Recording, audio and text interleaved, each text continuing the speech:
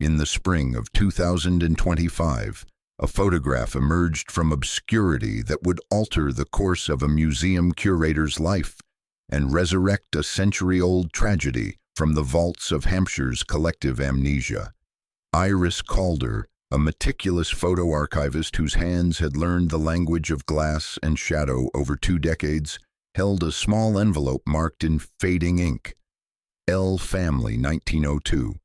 If stories like this remind you how easily history hides its secrets, hit that like button and subscribe so more forgotten moments can be brought back to light. Tell me in the comments where you're listening from and whether you think we'll ever know the full truth behind what really happened. Enjoy the story. The envelope had been mislabeled, buried among several dozen others in a storage cabinet that few people had opened since the 1970s. Iris worked in the basement of a modest English museum, beneath vaulted stone ceilings that seemed to absorb sound. The room smelled of preservation chemicals and old paper, that particular perfume of time held in suspension. She had spent the morning cataloging negatives, a work of patience and reverence. Most were mundane, parish church facades, portrait studies, the occasional landscape. But when she developed the image from this particular envelope under the amber glow of her red light, she froze. The photograph revealed a summer picnic scene, the kind that Victorian photography books celebrated as the pinnacle of domestic contentment. A family arranged beside a glassy lake, trees rising dark and distant behind them. The father, a stern man with a railway engineer's shoulders, stood at the center rear.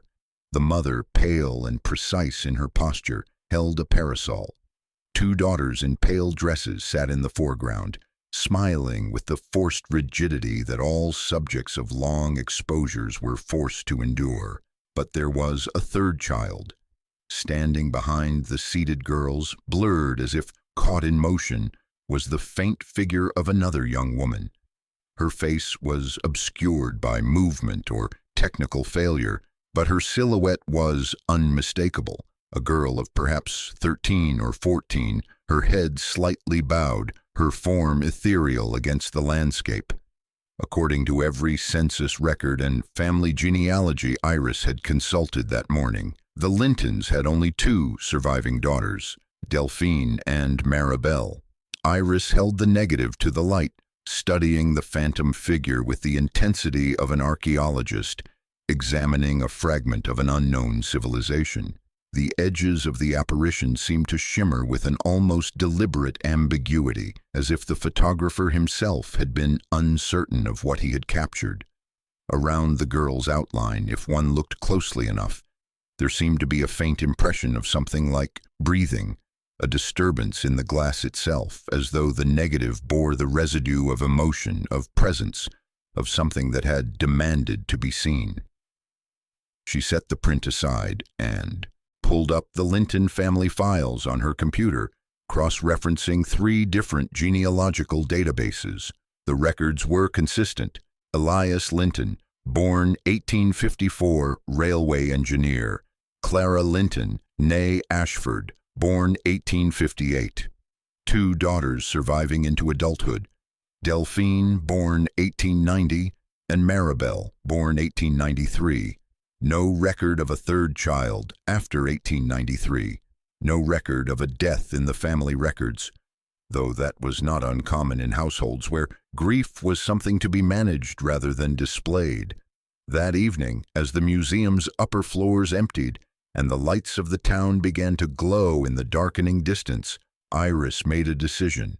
She would trace the Lintons, not merely as an archival task, but as something closer to an obligation. The photograph demanded it.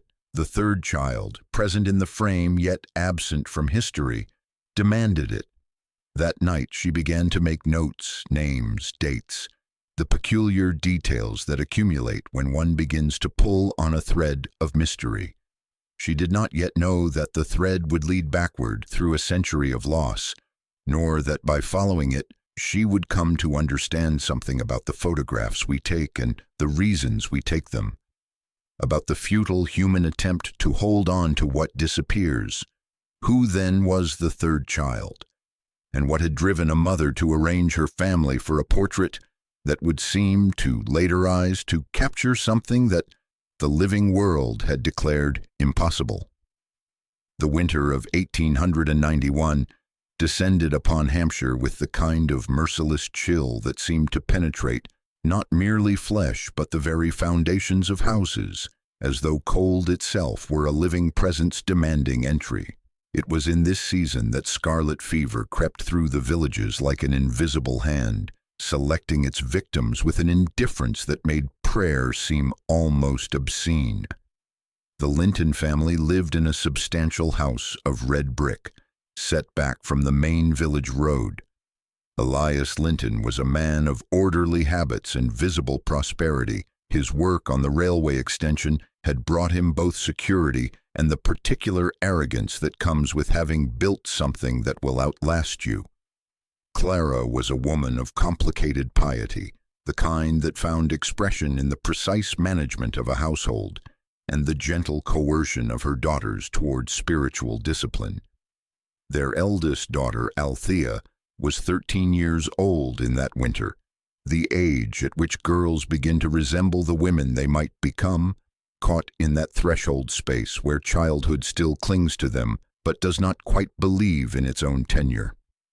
Althea was the brightness of the household. She was musical, not merely accomplished, but genuinely musical in the way that suggests an inner life of considerable richness. She read aloud to her mother in the parlor, her voice modulating between characters. She had recently begun to compose small pieces on the pianoforte, melodies that Delphine and Maribel would hum in the kitchen. When strangers came to the house, Elias would often bring her forward with a kind of proprietorial pride, as though Althea were both his daughter and his creation, proof of his own superiority rendered in living form. In November, a servant girl fell ill with fever. By December, the illness had taken hold of the village with the systematic cruelty of an occupation. 3 children died, then 4, then more. Clara began to keep watch on her daughters with the intensity of a woman guarding treasures she had not known herself to possess until the possibility of losing them became real. Althea fell ill on the first day of December, 1891. The fever came suddenly, as it always did, a burning that began in the joints and spread upward like fire traveling through a house. Clara installed herself in her daughter's room with the focus of a nun before a shrine. She applied cold compresses. She prayed. She consulted medical papers and local wisdom with equal desperation.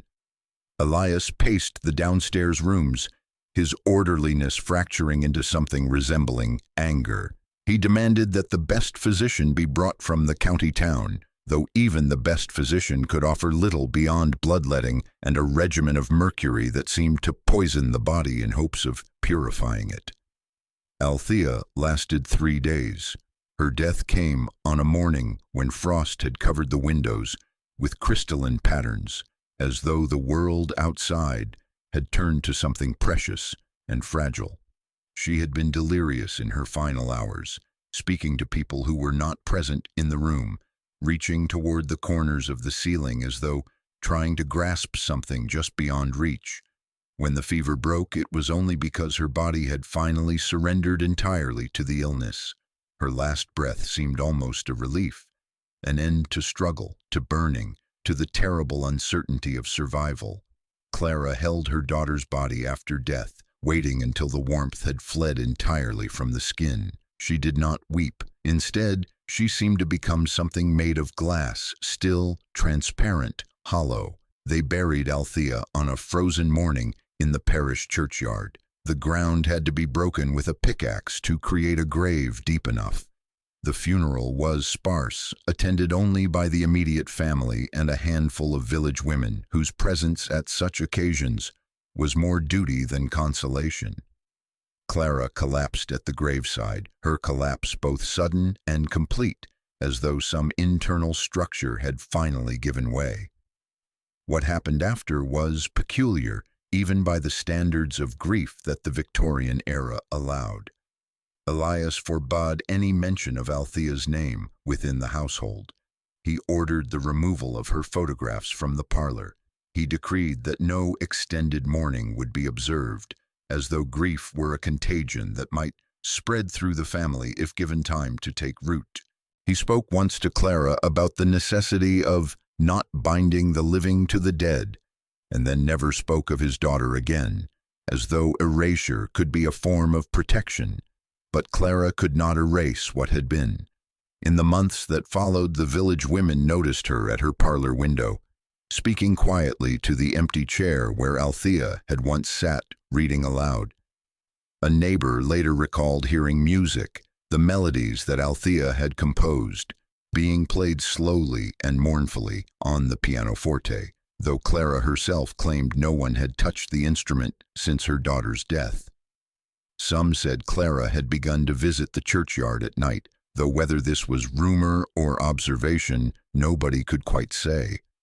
By the spring of 1892, 5 months after her daughter's interment, Clara had become a woman seemingly divided, present in the household and yet fundamentally absent, her eyes tracking something that others could not see.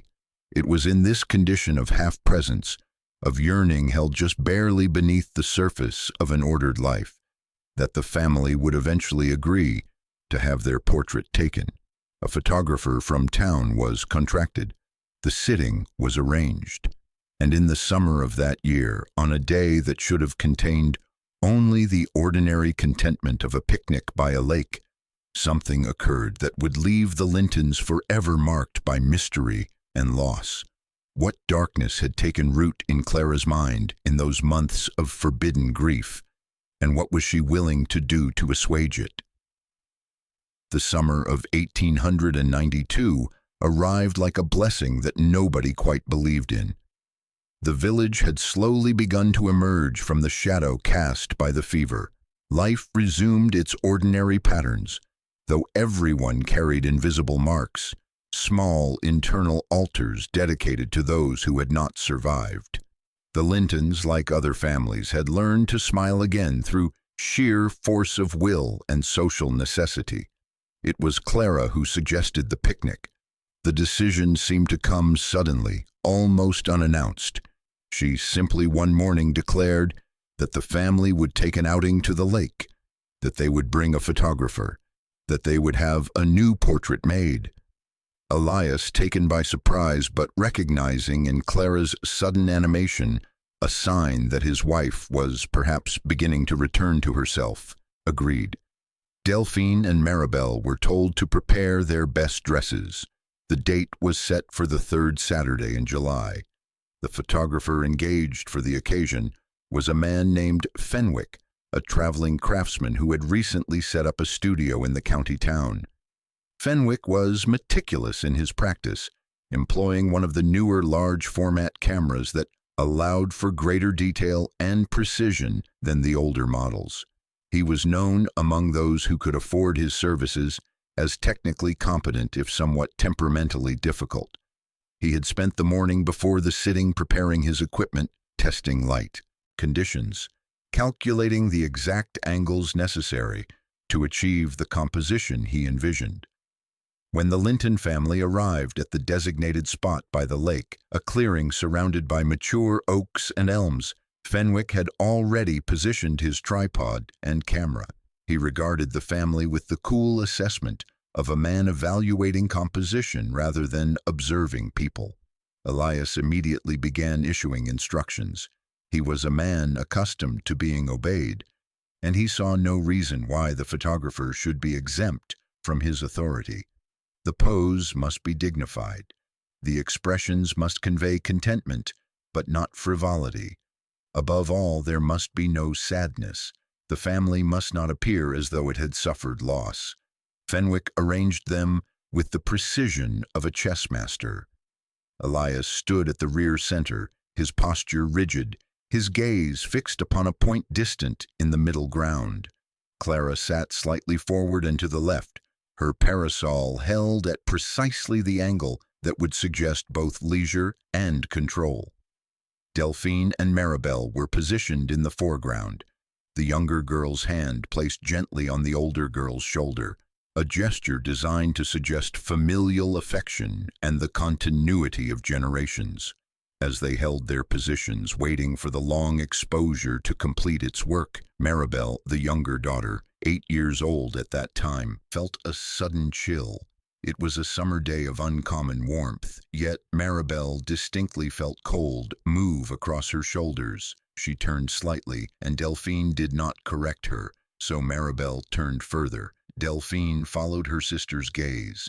Behind them, standing in the space just at the edge of the composed frame, stood a girl in a pale dress. Maribel cried out, and Delphine gasped. Elias immediately rose from his position, angry at the disruption, demanding to know what had occurred. But when they turned to look at the space behind them, there was no one there. The clearing was empty save for the family, the photographer, and the trees beyond. Fenwick, from behind his camera, reported a moment of deep cold, a chill that seemed to descend from the clear sky itself. He noted that he had seen something on the ground glass of the camera, a figure that had not been present in the previous moment, and that seemed to be moving even as the plate was being exposed. The exposure was completed. Fenwick did not speak of what he had observed, though his hands trembled slightly as he prepared to pack his equipment. He developed the photograph 3 days later in the dark room of his studio, and when the image slowly emerged from the chemical bath, he stared at it for a long time without moving. 3 daughters, not 2. The third girl stood behind the seated pair, her face blurred as if caught in motion, her form seeming to exist in a space somewhat removed from the ordinary world. Fenwick did not deliver the portrait to the Linton residence in person. Instead, he left it at the house one evening, setting it carefully in a wooden frame on the doorstep. He did not require payment, and he did not return to collect his fee. The accompanying note was brief, written in a hand that seemed to shake slightly. The portrait as requested. I must confess I do not understand entirely what I have rendered, though I am certain it is accurate to what occurred. Clara found the photograph when she opened the door the following morning. She took one look at the image and then carefully wrapped it in cloth and carried it to the attic, where she locked it in a trunk. She did not show it to her husband. She spoke of it to no one, but in the privacy of her room that night, she wept with an intensity that seemed to come from a depth much older than the mere 18 months that had passed since Althea's death. And she whispered the name that she was forbidden to speak, the name of the daughter who should have been absent but was not, who had returned to be seen one final time before she departed once more into whatever realm lay beyond the frame of the photograph. What act of love or desperation had occurred in the months before the picnic? What ritual or prayer or unsanctioned journey to the churchyard that allowed a dead girl to appear in a photograph taken in full daylight, surrounded by witnesses? Iris Calder spent the following 3 weeks tracing the Linton family through parish records, census documents, and the fragmentary remains of private correspondence scattered across county archives and private collections. She discovered the death certificate for Althea Linton, recorded in December 1891, cause of death: scarlet fever. She found the baptismal record, which had been written in a careful clerk's hand and then subsequently altered, the original entry scraped away and a new entry written above it, as though someone wished to reconsider the fact of Althea's having ever been born at all. Most significantly, in the estate sale catalogue of an old Hampshire manor house being cleared for demolition, Iris found a single diary fragment attributed to Euphemia Ashford, Clara Linton's younger sister. The entry, dated to late spring of 1892, just months before the picnic photograph, was fragmentary but revealing. Euphemia had written, "I fear for my sister's mind. She speaks of seeing Althea in the windows at dusk. She has begun to speak, too, of seeing her in dreams, and the dreams seem more real to her than waking life. Yesterday I found her standing in Althea's room with her arms at her sides, saying words that sounded like prayer, though they were not from any church ritual I have ever heard. Elias refuses to acknowledge any deterioration in Clara's state. He seems to believe that prohibition and order can contain what has been shattered. She grows more pale and distant each day. I do not know what she intends, only that her intentions run very deep. Iris began to understand that what she had initially perceived as a simple curiosity about an obscure Victorian photograph was in fact a much darker and more profound mystery. The photograph was not an anomaly. It was the consequence of something, an act, a desire, a desperate attempt to bridge the gulf between the living and the dead. Clara Linton had somehow, through means that remained opaque to Iris despite her research, brought her dead daughter into the frame of a family portrait. Or the photograph had captured something that had come, unbidden, to be seen. Working late one evening in the museum basement, surrounded by boxes of negatives and the accumulated debris of past archival efforts, Iris began to have peculiar experiences. She heard humming, a melody that seemed to be coming from nowhere in particular and everywhere at once, a melody that sounded as though it belonged to a different era, played on an instrument no longer present in the room. The humming was intricate and mournful, moving through variations as though someone were playing through a composition repeatedly, searching for something in the notes that remained elusive. Iris stood still and listened. The humming ceased. When she turned on all the lights in the basement, there was nothing there, only shelves of negatives, only the smell of preservation chemicals, only the profound stillness of archived time. But she had heard it. She was certain of it. The next morning she visited the local historian, a man named Dr. Whitmore, who had spent 40 years researching the social history of Hampshire. She showed him the photograph. His reaction was immediate and visible. He leaned back in his chair, his face becoming very still. "The Linton photograph," he said quietly. "I wondered if this would surface again. There are stories, you see, in certain circles, in certain families. This photograph has been whispered about for decades, not discussed openly, whispered. There are accounts of it being seen at séances in the 1920s, accounts of spiritualists claiming it as proof of the persistence of consciousness after death. Whether those accounts are true or merely the wishful thinking of those who believed in such things, I cannot say, but the photograph itself was certainly remarkable enough to draw attention." "What do you know about the circumstances of its creation?" Iris asked. Dr. Whitmore removed his glasses and cleaned them slowly before responding. Very little beyond rumor. The family was known to have suffered the loss of a daughter to illness.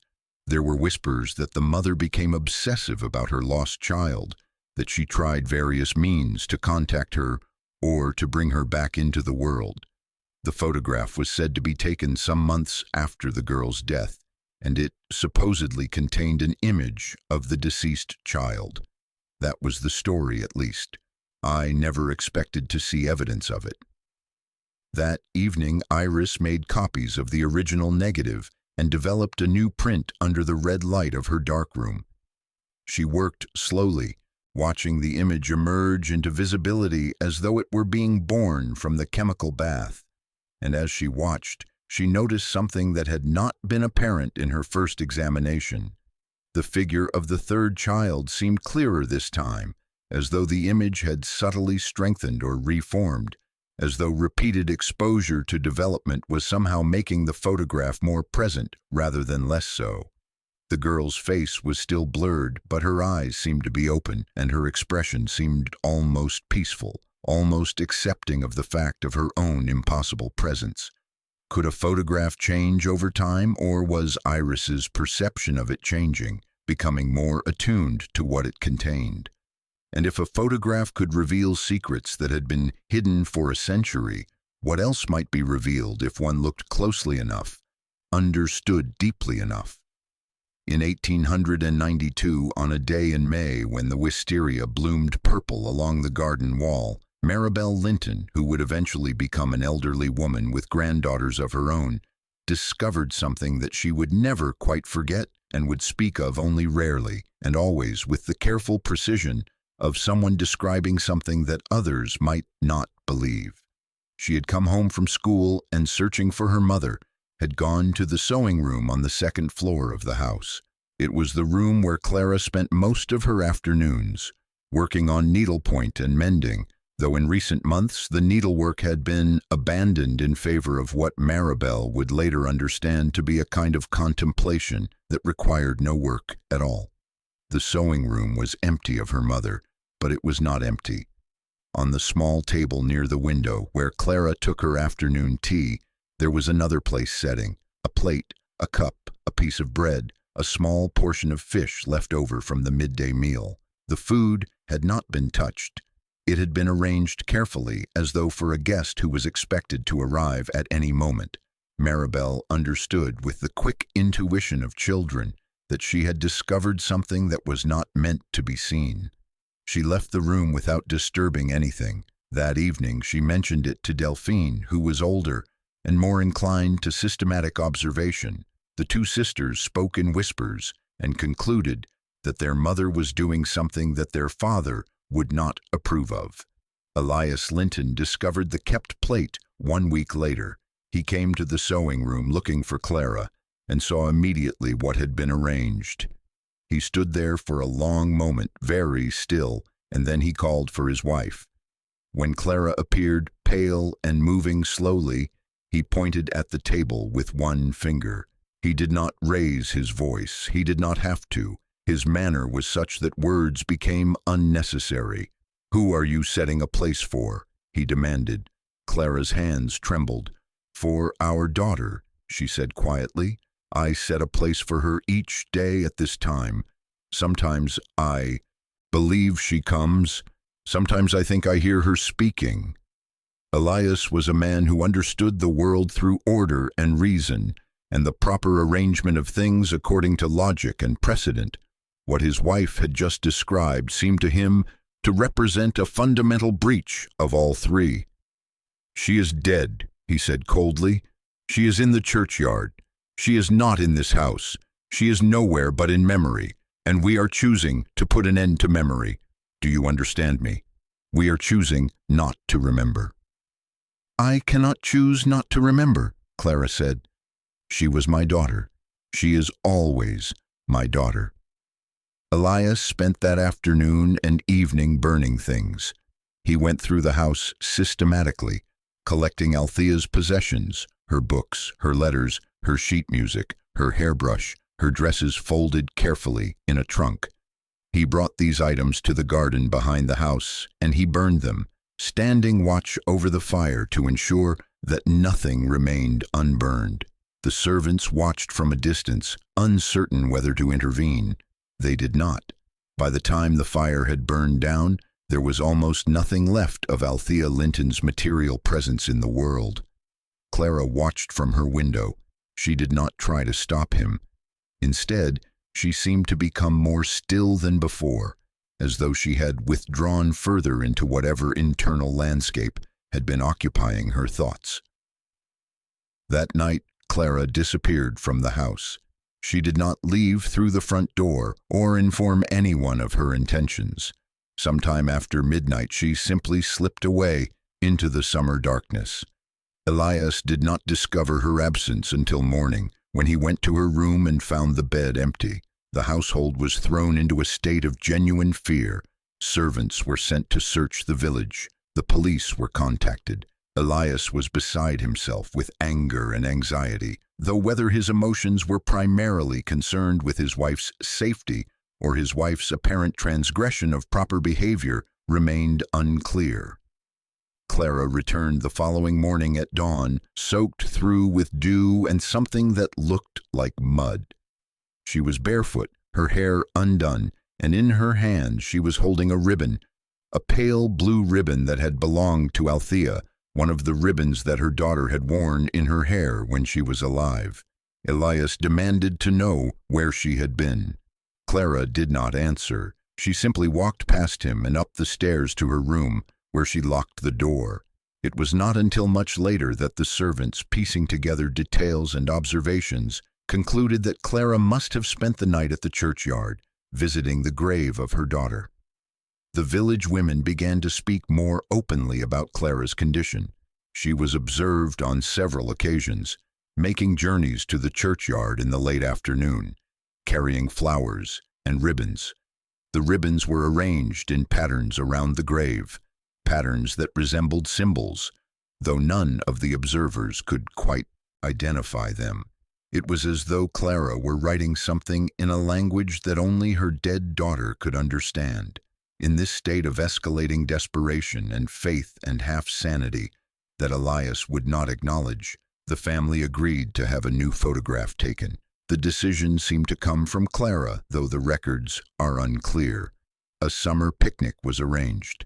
A photographer was engaged, and in the space between her daughter's death and the camera's eye, Clara Linton had apparently decided that love and loss and the force of maternal yearning could accomplish what reason and prayer and ordered life could not, that she could bring her daughter back into the frame of the living, if only for one moment, if only to prove that the girl had ever been real. What desperation had driven her to the churchyard at midnight, and what had she done there that summer night before the photograph was taken? What ritual, what prayer, what act of love or transgression that might allow the dead to cross back over the boundary and be seen one final time?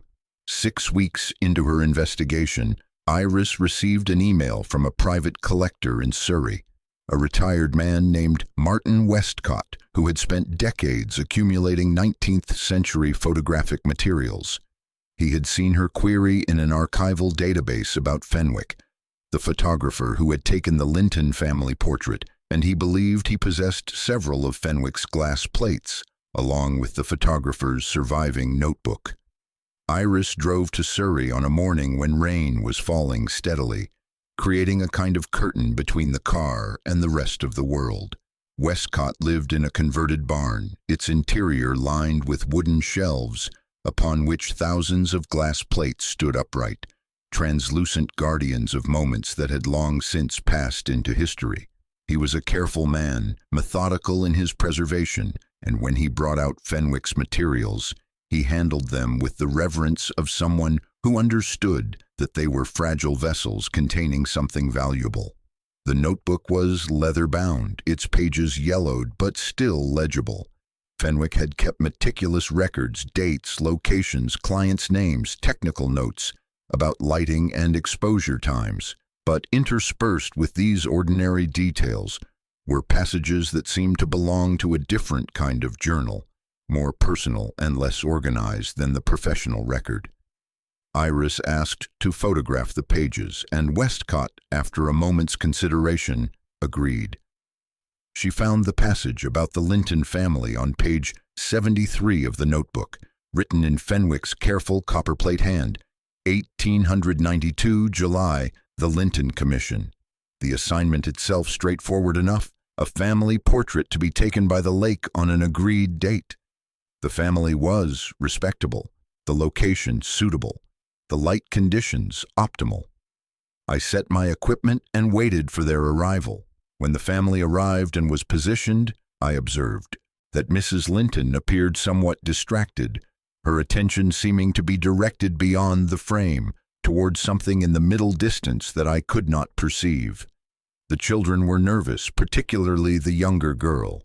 The father was imperious, demanding a particular precision of pose and expression. I began the exposure, a duration of perhaps 45 seconds, longer than is strictly necessary with my newer equipment, but I wished to ensure maximum clarity. Approximately halfway through the exposure, I became aware of a distinct change in temperature. The air around the camera became cold, unusually so, given the warmth of the day. I heard the younger daughter cry out. When I emerged from behind the camera to investigate, the family claimed they had seen a figure standing behind the seated girls. I saw no one. I resumed the exposure, which had been interrupted for only a moment. When I completed the process and later developed the plate, I discovered that the exposure had captured not 2, but 3 young females. The third figure was indistinct, her face blurred by movement, her form seeming to occupy a space somewhat removed from the ordinary plane of the photograph. I cannot explain this. The plate itself shows no signs of double exposure or photographic manipulation. It is as though something passed through the space in which the camera was directed during the exact moment in which the light was sensitive enough to record it. I have considered many explanations. The most rational would suggest a flaw in the plate itself, though careful examination reveals no such flaw. I have consulted with other practitioners of the art, and they are equally unable to propose a satisfactory explanation. Several have suggested that it is a remarkable forgery or trick, though the technique would be beyond anything I have ever accomplished, and I do not possess the knowledge to replicate it even now. I did not request payment for this work. I do not wish to be paid for something I do not understand. The notebook contained several more entries related to the Linton Commission, each progressively more troubled. Fenwick recorded that the father had contacted him some weeks after the sitting, requesting that the original glass plate be destroyed. Fenwick had refused, citing professional ethics and the uniqueness of the image, though his notebook suggests that his refusal was based as much on fear as on principle. He wrote, "I cannot destroy this plate. It contains evidence of something that I do not understand, and perhaps the only evidence of such a thing that exists. To destroy it would be to destroy proof. Proof of what? I remain uncertain." Iris examined the glass plates that Westcott had preserved. There were hundreds of them, carefully catalogued and stored, but one plate stood out. The Linton family portrait, preserved with particular care, sealed in a wooden box lined with cotton wool. When Iris held it up to the light, the image was clear, distinct, rendered in the precise detail that Fenwick's equipment was capable of achieving. 3 daughters, the third figure blurred but unmistakably present. "Has the image changed?" Iris asked Westcott. "Over the time you've had it, have you noticed any variation in what appears on the plate?" Westcott regarded her carefully. "That's an unusual question," he said. "I have kept detailed records of the plates in my collection. I have photographed them periodically to document their condition. If you'll follow me, I can show you." They spent the next 2 hours examining Westcott's photographic documentation of the Linton plate. The records covered nearly 30 years of careful observation, and as Iris moved through them chronologically, she began to see what Westcott had apparently been too careful to mention openly. The figure of the third daughter was becoming progressively clearer. In the earliest photographs in Westcott's records from nearly 30 years ago, the girl was barely distinguishable from the background. In the most recent images made just weeks before, her features had become remarkably distinct. The face, which had been entirely blurred in the original photograph, was now clearly visible, and the expression was unmistakable. She was smiling. "You've noticed it too," Westcott said quietly. "I didn't want to believe it. I've maintained perfectly consistent lighting conditions, equipment, and technique. There should be no change in how the plate appears when photographed, and yet there is. The image is clarifying, as though something that was obscured is gradually becoming visible. I have no explanation, and I've consulted with colleagues who have none either." Iris spent that night in a hotel in Surrey, unable to drive back to the city. She lay in the dark of an unfamiliar room and thought about photographs and the passage of time and the strange possibility that some images once created continued to develop in ways that transcended the ordinary physics of light and chemistry. She thought about Clara Linton standing at a grave at midnight, and about the desperate human need to hold on to what disappears. And she thought about how a photograph, which is meant to be a fixed and permanent record of a single moment, might instead be something far more mysterious, a threshold, a boundary between worlds, a place where the dead might reach back toward the living.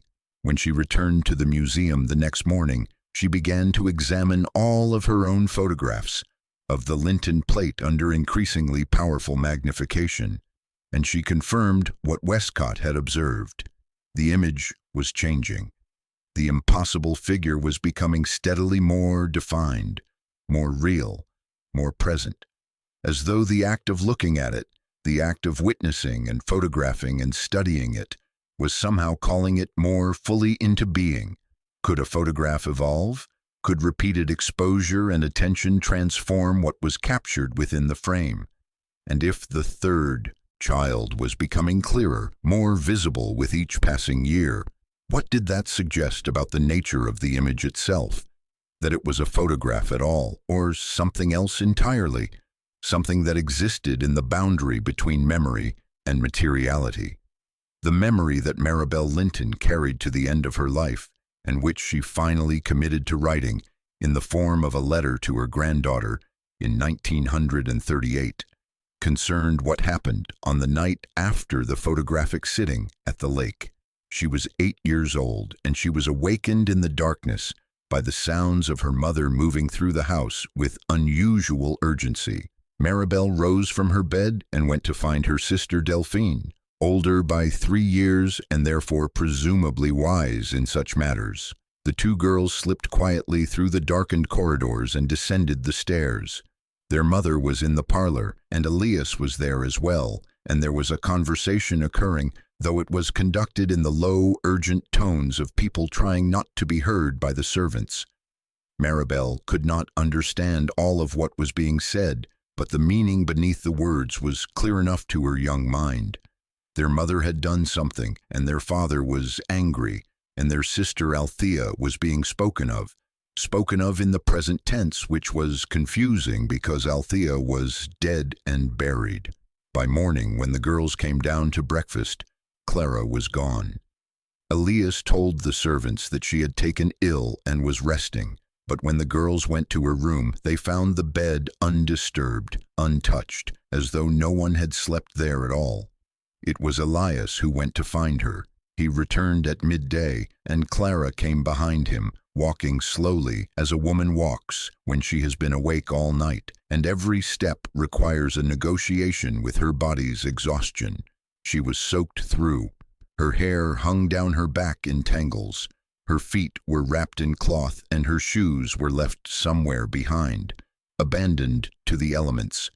But in her hands, as if she had fought her way through the night to keep it safe, she held something wrapped in her shawl. When she entered the parlor where the girls were sitting, she sat down without speaking, and she held the wrapped bundle against her chest, and she began to rock slowly back and forth. Delphine, who was old enough to comprehend danger and transgression, realized that her mother had been to the churchyard. That was where Althea was buried. That was where their mother had gone during the long darkness, sometime between midnight and dawn. She smiled this time, Clara said to no one in particular, to the air itself, to the empty space where her eldest daughter should have been. I saw her smile. She forgave me. She is at peace. Elias made a sound that was almost a groan. He left the room.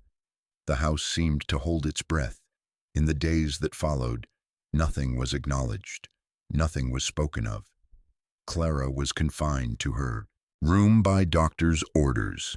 She was said to be suffering from nervous exhaustion and inflammation of the nerves. Laudanum was prescribed. She grew quieter, more distant. The photograph was never mentioned, though Delphine would later discover it, packed away in a trunk, wrapped in cloth, as though it had to be hidden from eyes that might judge it too harshly. Maribel, in her letter written decades later, confessed that she never knew where her mother had gone that night, nor what she had done in the darkness at Althea's grave. She wrote, "I believe she went to bring her home. Not her body. I understood even then that the dead do not move in their graves, that they remain beneath the earth until the resurrection promised by our faith. But perhaps she went to bring her home in some other way, through prayers or through the speaking of her name, which our father had forbidden. Perhaps she went to say goodbye, or perhaps she went to ask Althea's forgiveness for the fact of her death, for the fever that had come, for the failure of love and prayer to protect her. Whatever she did in that night, whatever occurred between my mother and the grave of my sister, it seemed to give her some peace. She was never the same afterward, but she was less haunted. She began to smile again, though it was a different kind of smile than before, sadder, more knowing, as though she had seen something that most people never see, and it had altered her understanding of what was possible in this world. In the years that followed, the Linton family returned to something resembling normalcy, though it was a normalcy that was permanently shadowed by the knowledge of loss and by whatever mystery had transpired. Delphine eventually married a solicitor and moved to London. Maribel married and had children of her own, and lived quietly in the village where she had been born. Elias continued his work on the railway. Clara lived on in the red brick house, growing older, her hair turning white, her eyes still sometimes looking towards the window, as though she were expecting someone to arrive. When Iris discovered the account of these events, reconstructed from Maribel's letter, and from the letters written between the two sisters in their old age, discovered by Iris through the careful work of genealogical research and archival persistence, she felt as though she were finally beginning to see into the photograph, to understand what it meant and why Clara Linton had been willing to transgress against her husband's will and against the natural order of the world. The photograph was not a deception. It was a record.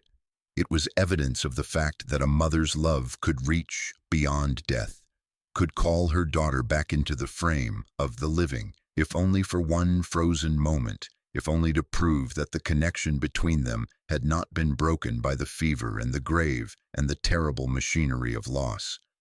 What had Clara done at the cemetery in that darkness? What desperate words had she spoken? What rituals had she invented in her grief that allowed the dead to breach the boundary and be seen?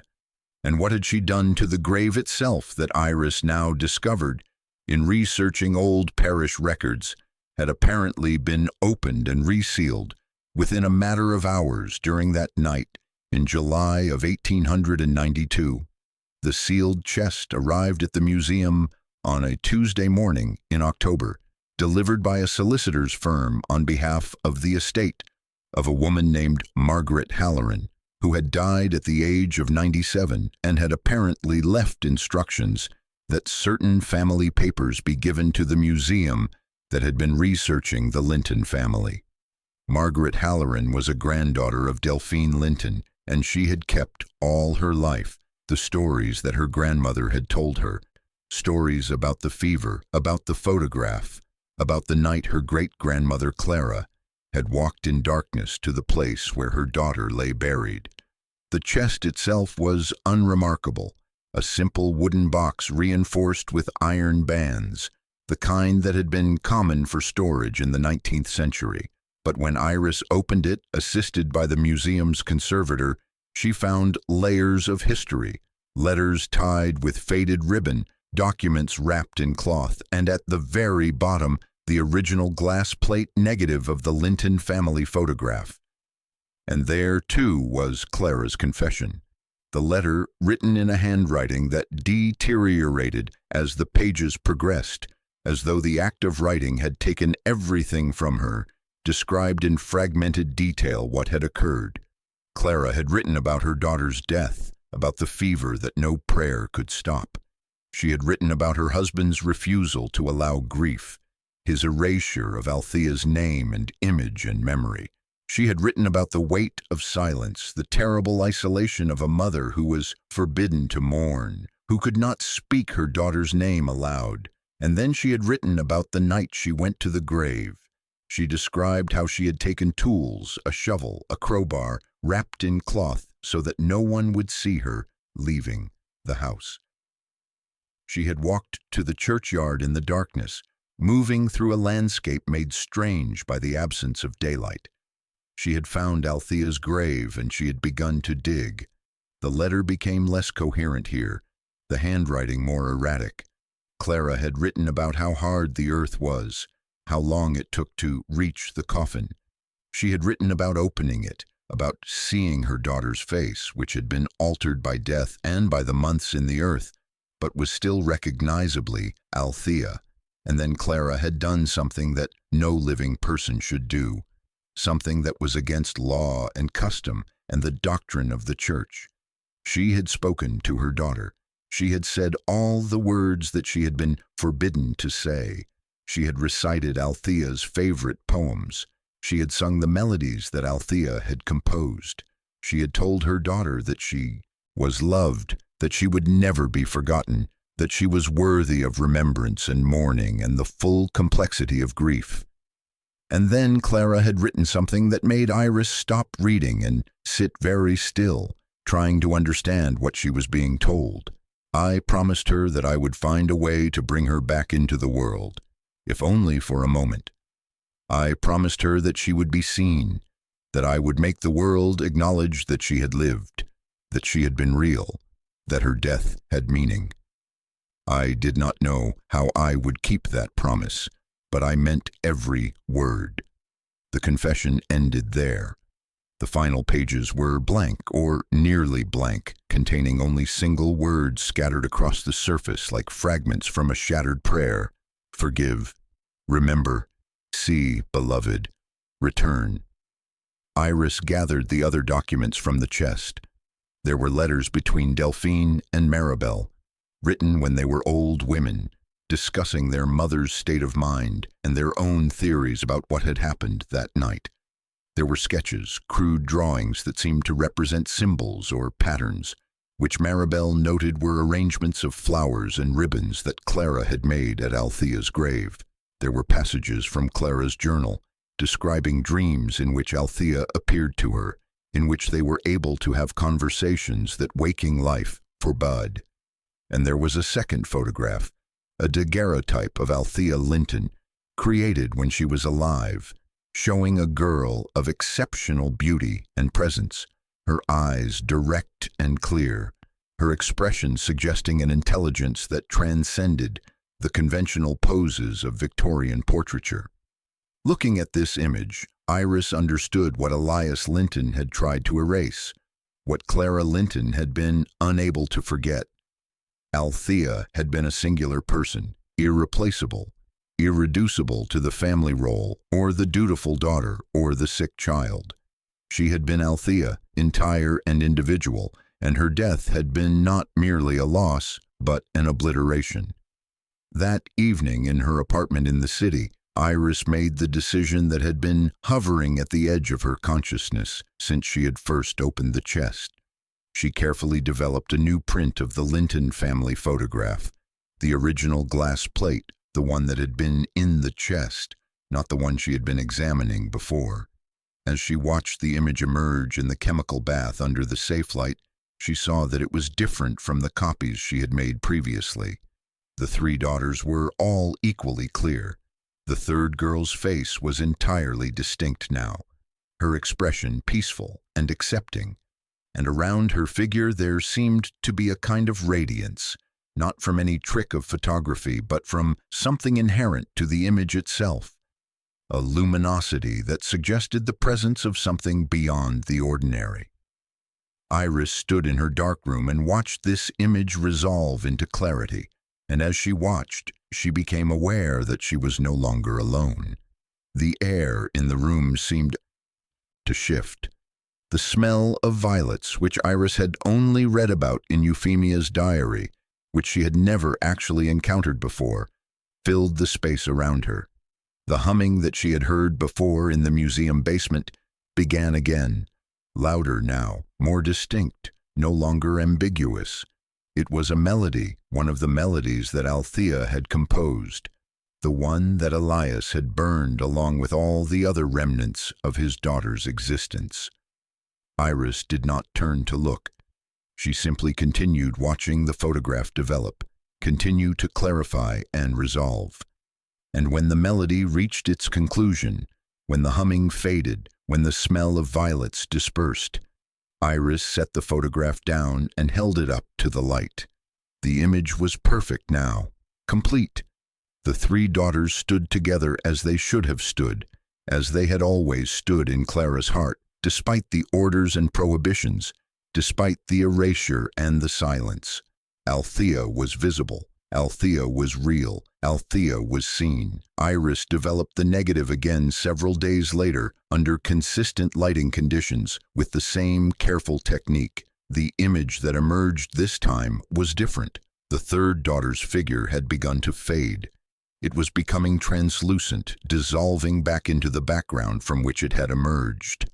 By the following week, when Iris examined the negative again, the figure was barely visible, no more than a shadow, no more than a suggestion of a presence that had been there and then had chosen to depart. On her final visit to the museum basement, Iris arranged the materials from Clara's estate into an archival case. The letters, the sketches, the confession, the daguerreotype of Althea as she had lived, and the photograph, the original negative, the one that had captured for one eternal moment the presence of a dead girl in the world of the living. She carefully labeled the case with a date and a description. The Linton Family Archive, 1892, 3 daughters. As she sealed the case, Iris thought about the nature of photographs and memory. She thought about how we take pictures to hold on to what disappears, to fix time in amber, to prove that something once existed. She thought about Clara Linton, a woman driven half mad by loss and silenced by her husband's refusal to acknowledge grief. She thought about how desperate love could bend the ordinary laws of nature, how the human heart refused to accept the finality of death, how in the space between the living and the dead, in the fraction of a second during which light struck glass and rendered the invisible visible, there occurred something that transcended explanation. She thought about all of this as she carried the case upstairs to the climate-controlled archive room. And as she placed it on the shelf among thousands of other preserved moments, other captured instances of the human desire to hold on to what cannot be held, she felt the presence of something dissolving, a weight lifting, a yearning finally finding rest. The humming did not return. The smell of violets faded entirely. The photograph, when examined again months later, showed only what a photograph should show. 2 daughters, not 3, a family gathering by a lake, the ordinary record of an ordinary moment in human time. The image was stable now, fixed and unchanging, no longer reaching back toward the world of the living or forward into mysteries that resisted explanation. But if one looked very carefully at the space behind the seated daughters, if one studied that area where empty ground and trees should appear, there remained the faintest impression of something that had been there, something that had demanded to be seen, something that had been willing to breach the boundary between worlds, because a mother's love had called it back. The impression was so faint that one could not be certain it was there at all. One could easily believe that it was merely a trick of the light, a flaw in the negative, a failure of the photographic process. But Iris knew the truth. She had seen the image clarify and then fade. She had witnessed the impossible made manifest and then permitted to depart. She understood, finally, what Clara Linton had spent a lifetime trying to communicate. That death takes from us? Yes, irreplaceable and forever. But in the moment of recognition of that loss, in the willing of love across the boundary, in the desperate insistence that a beloved daughter be remembered and acknowledged and seen. In that moment, the dead could return for one instant, could stand in the frame alongside the living, could smile with the peace that comes from being finally, fully mourned. Iris sat alone in the archive room, surrounded by thousands upon thousands of glass negatives, each one a fragment of a life, a piece of time that someone had wanted to preserve against the inevitable erosion of years. She thought about all the photographs that had been destroyed, all the images that had been deemed too painful or too embarrassing or too transgressive to be kept. She thought about all the faces that had been erased from family records, all the names that had been written over in parish books, all the love that had been forbidden expression. And she thought about how a photograph might be more than a photograph, how it might be a prayer rendered in chemistry and light, a message sent across time from those who have gone before us to those who come after, asking simply to be remembered, to be seen, to be acknowledged as having been real. For the first time in 133 years, Iris thought, the third child had left the frame. She had been held there by Clara's desperate love, suspended between worlds. But in the end, perhaps what she had needed was not to remain, but to be known, to be witnessed, to be mourned as fully and openly as custom and law and a father's pride would allow. And once that had been accomplished, once Iris had uncovered the story, written it down, placed it in the archive where it could be found and read and believed, Althea Linton could finally rest. Iris rose from her chair and carefully resealed the archival case. She wrote a detailed description of its contents and filed it in the database. She sent an email to the museum's director recommending that the Linton materials be featured in a forthcoming exhibition about Victorian mourning practices and the history of photography. And then she packed her materials and prepared to leave the archive. As she ascended the basement stairs for the last time that day, she carried with her the understanding that photographs do not merely capture moments. They hold conversations across time. They ask us to look carefully, to consider what might be hidden in plain sight, to remain open to the possibility that what we cannot explain might still be true. They remind us that memory is fragile, that loss is permanent, that love sometimes demands that we transgress against the order of the world. And they teach us that in the space between what is and what was, in the careful attention we give to fragments and faded images, the dead may yet be heard calling out, asking only that they be known. The museum was quiet as she walked through its galleries toward the exit. The light of late afternoon fell through high windows, illuminating dust and the glass cases where other people's memories rested beneath careful preservation. Outside, the city was moving through its ordinary rhythms, people walking, cars passing, the machinery of contemporary life turning forward into the future without pause or acknowledgement of all the losses that had preceded it. Iris stepped out into the street and turned toward home, and as she walked, she found herself humming, a melody that she could not quite place, something half-remembered, something like a composition that might have been written by a girl of 13 named Althea Linton more than a century ago, in a house that still stood somewhere in Hampshire, where a mother had once set a place at table for a daughter who would not come until finally, in a photograph taken by a lake on a summer day, she did. For the first time in a century, the third child left the frame.